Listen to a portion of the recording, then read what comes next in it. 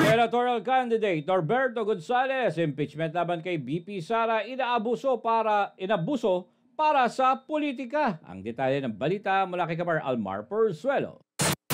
Sa harap ng tumitinding politika ngayong papalapit ang halalan, isang babae ang patuloy na nakatayo sa gitna ng unos, si Vice President Sara Duterte.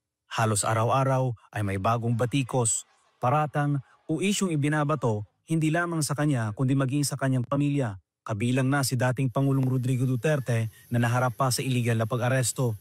Ngunit imbis na manghina at bumaba ang kanyang ratings, ay kabaligtaran ang nangyayari dahil mas lalo pang minahal at pinagkakatiwalaan ng milyon-milyong Pilipino ang mga Duterte kabilang si VP Sara.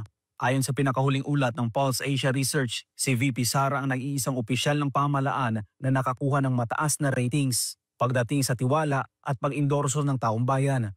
Sa kabilang banda, ang ibang mga lider gaya ni na Pangulong Ferdinand Marcos Jr., Senate President Chis Escudero at House Speaker Martin Romualdez ay patuloy na nakararanas ng mababang marka mula sa publiko. Para kay Norberto Gonzales, isang veterano sa serbisyo at ngayon senatorial candidate, hindi dapat isinasangkalan ang impeachment para sa pansariling interes ng ilang politiko. Sa eksklusibong panayam ng SMNI News, binigyan din ni Gonzales na hindi lang ang mga kaalyado ni VP Sara ang kumoy-kwestiyon sa impeachment, kundi maging ang mga nasa kabilang panig at ilang kasalukuyang senador ay may agam-agam sa proseso.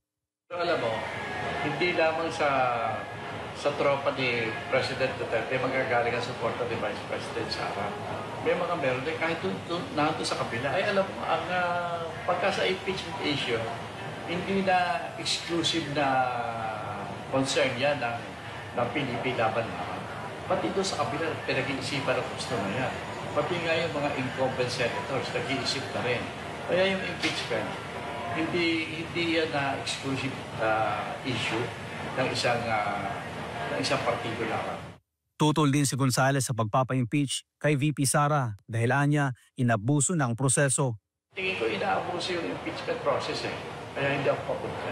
Kung matatandaan, kabilang si Gonzales sa mga senatorial candidate na hindi pabor sa pamamalakad ng Administrasyong Marcos Jr. Base sa kanyang karanasan sa pangangampanya, tila gusto nang palitan ng mga Pilipino si Marcos dahil sa estilo at paraan ng pamumuno nito.